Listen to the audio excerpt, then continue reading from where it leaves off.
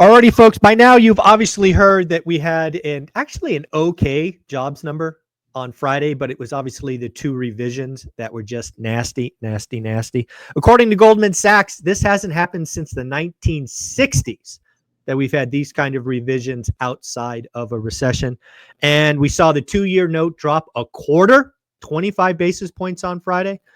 I think a lot of things have changed, but I wanted to check in with our Wall Street veteran, Taylor from Life Goal Investments, and see what Wall Street is saying after Friday's shocking data set. What do you think, Taylor? I think it was shocking. I think that's a totally fair, non-hyperbole statement on it. You have now a complete reset on where folks think the economy is going. I think that Steve Leisman, who is a very fair person, how he speaks on CNBC, said, we now know, this was at 8:32 on Friday morning, the jobs market is significantly weaker than what we had previously anticipated. So no, I think that you're right. And the 2-year coming screaming down is the most evident thing that's taking place there. And what's the Fed going to do? They're going to follow it. Yeah. It's funny. As you know, I've been in the camp and pretty steadfast, no cuts for 2025. I have now Friday morning, I do a live show Friday morning, kind of doing a Friday wrap up. And I said, all right, folks, I'm done. I gave it up. Yeah. And not only are they going to cut, again, I like being ahead of things. I actually said on Friday morning, we're going to get 50 basis points between now and the September meeting. And I went as far as to say that I wouldn't be shocked if there's an intermeeting quarter point cut and then another quarter in September. I think the more likely outcome is just 50 in September. But these numbers were so ugly. And then who in their right mind has any faith in the 75 number, right? The 75,000. Well, that's the reality. That's exactly where I was going. Like the 75 or 73 or whatever it is. It's like, okay, is that negative 75 in actuality? Exactly. Yeah, we're going to get a negative revision and then all hell is going to break loose. It's just it's crazy. So I now think we'll get 50 by September. I do not recall a cut at the Jackson Hole meeting. That's not typically what they do at that session. But again, I don't think in August, surprise cut is out of the question. It's certainly not a base case, but it's also probably not zero. Yeah, I think that your comments earlier in the year and my comments is I was saying, I think a cut is warranted, right? I've been saying that. And this kind of alludes to that. And I think that your comments weren't far off. Although you weren't in the cut camp, you were in the camp that tariffs are going to be demand destructionary. And I think that these kind of things, maybe they're not perfectly parallel, but they certainly aren't, not moving in the same direction. And I think that's a totally fair assessment. It's funny how much this shocked the market. I think of I think of my toddler being, hey, my tummy hurts. And half the time it means nothing. But what I'm getting at here is that's what the labor market was telling us. They were giving us little signs and little warnings all year long this year. And then half the time the tummy hurt turns into, hey, I was just tired. Nothing happens. Or half the time they yak on the floor. And I think they yacked on the floor on Friday. I think that's the reality of what took place. Yeah, there's so much to go here. I'm going to talk about Goldman Sachs next. Not only did Goldman Sachs say these are the largest revisions outside of a recession since 1968, they went one step further and basically said, buckle up. The revision coming next month is going to be bigger because next month they're actually going to put out their yearly revisions, right? Last year, I think it was 818,000 or 58 or what the hell it was. I think it was 818. I think you're exactly right. Yeah, 818. And I'm like, oh no, this is not going to be good. So, and at the end of the day, I think we just got to realize that the way we collected data for so long at the BLS is just wrong, right? Survey data. They use mail, right? They mail it to people, right? Like physical mail, not email. And the response rate. They're calling. No one answers. They call people on their landlines and, hey, have you guys hired or fired? And no one answers, shockingly. Yeah, exactly. So again, there's just better data sets out there. I guess here's the big question I have for you, right? The Fed met Tuesday, Wednesday. And historically, I have heard Fed presidents, Powell and others, say on record that they get data 24 hours in advance. Yep. Which means they would have had PCE, which PCE was Thursday, and PCE went up, right? It went up more than expected. So they had that. they may not have had the Friday number and the Friday revisions. Where do you stand on that? Do you think this is hogwash and they had the whole data set, or what do you think?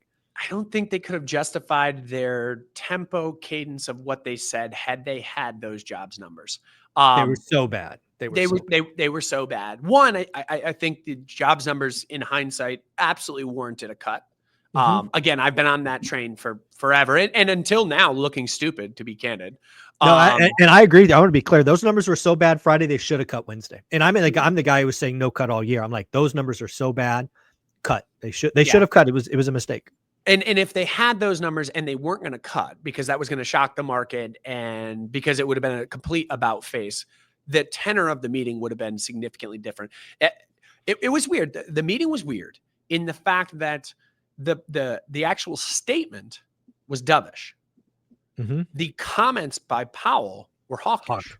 Way hawkish. It was very weird. Like, again, it almost seemed like there was more dissension amongst the troops behind the scenes, and the fact that the statement said this, but Powell came out and just slung it and was like, "Hey, we don't think that inflation's going away. We're scared to death of it. Is there some weakness in the jobs market? Yes, but it's tenuous." And now, in hindsight, it was very evident that there's weakness in the jobs market. So where do we go from here? Right, the job market is clearly weaker than. This is the one that pisses me off. So, this one really. So again, the jobs number come out Friday. They changed my entire opinion, and I even go one step further. Right, one of the things that people don't know is the unemployment rate at 4.2 was 4.1. It has been held artificially low because of what's called the participation rate. The participation rate has been falling. So I got so irritated that I went back and I baselined it with May's participation rate, and we would be at 4.9% today unemployment rate. Ouch. Yeah. That's a cut. That's an emergency. That's a problem. And they have to know this. They're not stupid. Yeah. Yeah. What the hell? And so you had this like modest uptick in unemployment. And then you realize that like the rounding was this far from 4.3. It was 4.248. Yes, so exactly. 0.02 more, and it's a 4.3% unemployment, and the market starts to freak out a little bit more. But to credit, but it's Powell, really 4.9. It's not 4.2. Right. Well, credit to Powell, though, he talked about this. He talked about this at length in his meeting. He said, "Listen, yes, we don't have a markedly higher unemployment rate, but that's a function of supply and demand," right? So the supply, though, on that side is kind of twofold. When you think about the supply, it's not only, okay, do we have lower immigration, therefore we have a lower pool of applicable candidates for jobs. So that's going to pin down unemployment. But to your point, then also participation rate ticking up, that doesn't take into account that stuff. Participation rate ticking up takes into account the folks that are just disenchanted with the labor market and therefore stepping away from it. So there's a few things at play there. The reality is there's no hiring going on. That's exactly where we are. We're in an environment that I correctly called 9 months ago, basically saying this cycle is going to be about not weekly unemployment claims, because we're really in a no hire, no fire environment. Correct. It's going to be a continuing claims, right? Yep. And to that end, again, researching this, because I got so irritated Friday, people that have exhausted their 28-week unemployment is at a record high for this cycle. Wow. I didn't know that. I mean, I knew continuing claims are just that canary in the coal mine. And people are overlooking it. The market, and now they're rolling off. They're rolling off. They're not on once you're out 28 weeks, done. You're not on the list anymore. Yeah. I was keeping track of crypto over the weekend, which I'm not a crypto guy, so I typically don't do. And I'm like, is this going to remain well-behaved? And it did throughout the entirety of the weekend. And now the market's ripping to start the day. I'm honestly BFD, buy the freaking dip. That's all it. this is. I am shocked in that. And actually there is this little one embedded secret in the market that Mondays tend to be very strong days. And so certainly at the open. Yeah. And there's just inherent systematic buying on Mondays. Oh, really? That doesn't take place on other days. And so you have a tendency to have a stronger Monday than you do the remaining days of the week. I'm not creating an excuse for the market. The Nasdaq's up 1.5%. The S&P is up 1%. That this is not that. But it's not to say it's not adding a little bit to it. I would be surprised if we don't get further weakness out of this. I mean, I don't know how you can't. I don't know. I mean, well, the market's just really excited about the Fed. That's what's going on. That's what's propping the market right now. So the other thing that happened Friday, and this came out of nowhere. So Fed President Kugler, who, oh, by the way, didn't show up to the meeting. Hello. This is like your one job to do. Like you have 9 sessions every year. You don't even show up. What the hell is that all about? Now, of course, it could be health related or something really horrible. So, I'll take some grace there. But she's now resigned, right? Friday of this week is her last day, which opens the door to what I call the shadow Fed president. We are going to get one. There is no question we're getting a shadow Fed president. It's going to be interesting. I think someone that's been vying for it is an OG on Wall Street, if you will, Mohamed El-Erian.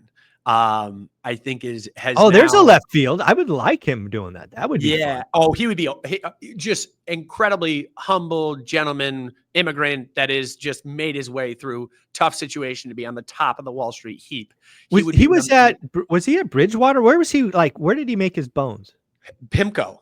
That's it. Bill Gross. Yeah, Bill Gross, the bond king. And then they had that spin out and Bill Gross had that little tiff. And then he maintained his PIMCO. Mm-hmm. And now he's not with PIMCO anymore. I can't remember where he is at now. But no, he's well, not Bill Gross. Mohamed El-Erian's not a PIMCO. Yeah, he's at some school. I think he's at Wharton or somewhere. But yeah. Anyway. So whatever. Maybe Chicago he is someone that has, I think that the academic chops are important in that federal role, but he's got the business chops, which the fact he has the bond market chops, that's what you need in that job. That's it. Right. That's it. And that's why people are excited about Besant too, as potentially taking over that role. But this would just be another Besant's not going to take a demotion. He's not going to go from the Treasury to a freaking lowly Fed president hoping for the job. That's not happening. Yeah, I think you're right. Although I was in the Besant camp, as you know. Yeah, you're the first person to tell me that, Mohammed. I think he would be great. He's one of the guys that I follow. I do think he is, I don't know. If he got the nomination, I think that would be a net positive. I just don't know that he's a Trump sycophant enough for Trump to nominate him. That's where I was going. I don't think he's going to get bullied. No, he won't get bullied. He's a very, what he is in very tough times, as I've watched him throughout my career, is he's just a very sober mind. He's not a bombastic person. He's very even keeled. Right. Yeah. And he looks at logic and he looks at data and he's a very good forecaster. And I think that the Fed could use some of that, as they have just been incredibly data dependent. Oh yeah, it's not good. But so where do we go from here? Do you think there's any chance of an August cut, or is that just too reactionary? I don't think so. Okay. What about 50 in September?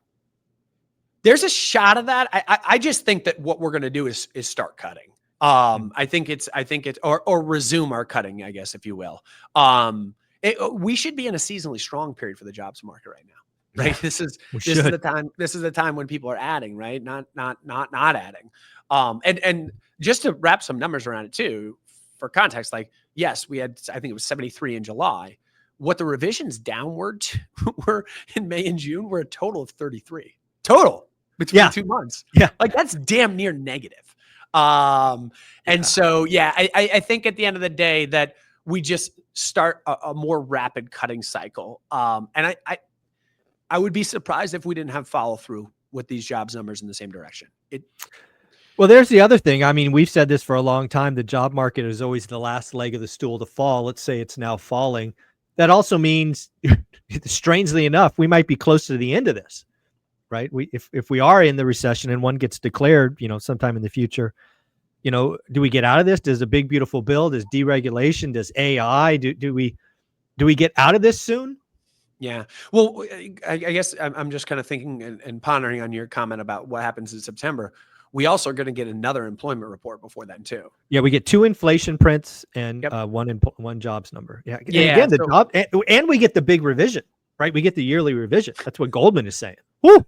Well, actually, we are $1.5 million jobs off. So get to work, Fed. Yeah, and all of a sudden the Fed cuts and Jerome Powell gets put in jail.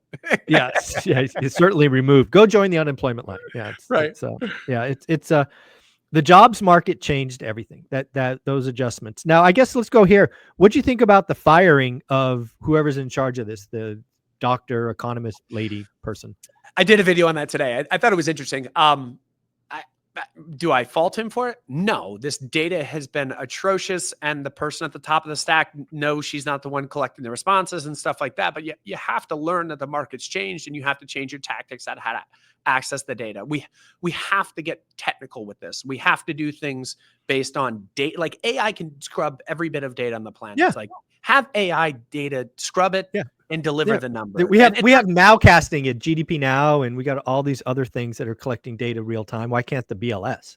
It's not going to be perfect. It's never going to be perfect. But at the end of the day, I think it's directionally better than what we currently have. And what we have is a heaping pile of steaming dog turd. You can't. It is making the most important. Maybe the second most important person in the country, Jerome Powell in this case, make economic decisions that are incorrect. Yeah. The data he was given was wrong. So bluntly, but you're exactly right. Right. You had bad data, and you made a very important decision based upon that this last week. Now, kind of talking out of the other side of my mouth real quick. I don't know that this makes it any better, but we did just gut the BLS too. We just cut BLS employment. And so all of a sudden now it's like, I did an analogy on my video today. And it's like, it's kind of like blaming the weatherman at the end of the day when the meteorology department's not there anymore. And it's like, we have to think about what the impact of that is.